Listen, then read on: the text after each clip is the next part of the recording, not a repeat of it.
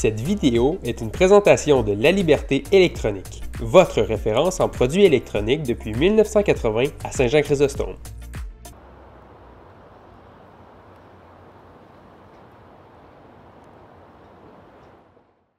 Après plus de 3 ans d'attente, la ville de Lévis a inauguré son poste de police et maison de justice de proximité qui représente un investissement total de près de 73 millions de dollars. Décrit comme le plus gros bâtiment municipal de l'histoire de la ville, il regroupe le service de police de la ville de Lévis, la cour municipale et le service des affaires juridiques.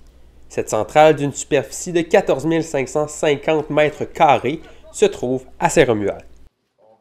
Nous sommes maintenant, avec cette centrale de police et ses services de proximité, nous sommes maintenant, je dirais, le service de police et la cour municipale parmi les plus numérisés au Québec. Nous sommes passés à l'ère moderne. En termes de l'ère, on est passé de la vétusté, presque, je dirais, à ce qu'il y a de plus moderne au Québec actuellement. Ce qu'on est en train de faire, c'est de faire un virage de processus typiquement main à main ou papier à un mode numérique. Depuis mai 2023, on a acquis une nouvelle solution informatique qui est un système d'information de gestion policière complètement numérique. Donc, les policiers, à partir de ce moment-là, tout ce qu'ils saisissent comme information est fait à partir du numérique et on génère par la suite tous les rapports ou tous les processus qui s'ensuivent de façon numérique au lieu de faire tout ce que l'on faisait papier, au crayon et de l'échange de main à main. Pour ce qui est du service de police de la ville de Lévis, les nouvelles installations ont été aménagées de façon à suivre le processus judiciaire. On y trouve notamment un espace d'accueil pour les citoyens, des salles d'interrogatoire, des vestiaires et locaux modernes pour les policiers, ainsi que 13 cellules pour les détenus. Un stationnement souterrain de 90 places réservé aux véhicules de fonction s'y trouve aussi. Tous les locaux plus techniques sont des grands changements pour nous.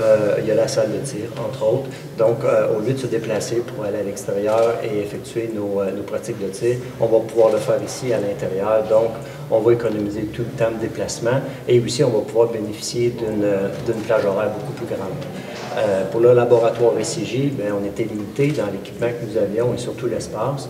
Donc, nous devions envoyer certaines expertises à l'extérieur. Maintenant, nous allons pouvoir les faire ici, localement, et accélérer le processus judiciaire, surtout dans le cadre d'enquête, aller plus rapidement vers l'identification de certains suspects au privé. Du côté de la cour municipale, les installations ont aussi été pensées afin d'économiser le maximum de temps. Parmi celles-ci, il y a des comptoirs de perception des amendes et du greffe, des salles d'entrevue, des salles des procureurs de la poursuite, ainsi que 2 salles d'audience numériques. La salle de cours que vous vous retrouvez à l'heure actuelle est entièrement numérique, ce qui va faciliter l'administration de la preuve qui doit s'être présentée devant madame ou monsieur le juge. La plupart du temps, les citoyens aujourd'hui accumulent leurs preuves de façon numérique, des photos et des vidéos sur leur téléphone. C'est très à proximité des gens.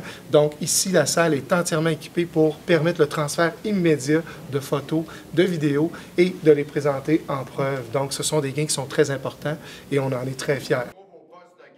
Les opérations de la cour municipale seront lancées le 28 avril, tandis que le corps policier va intégrer la nouvelle centrale à partir du mois de mai.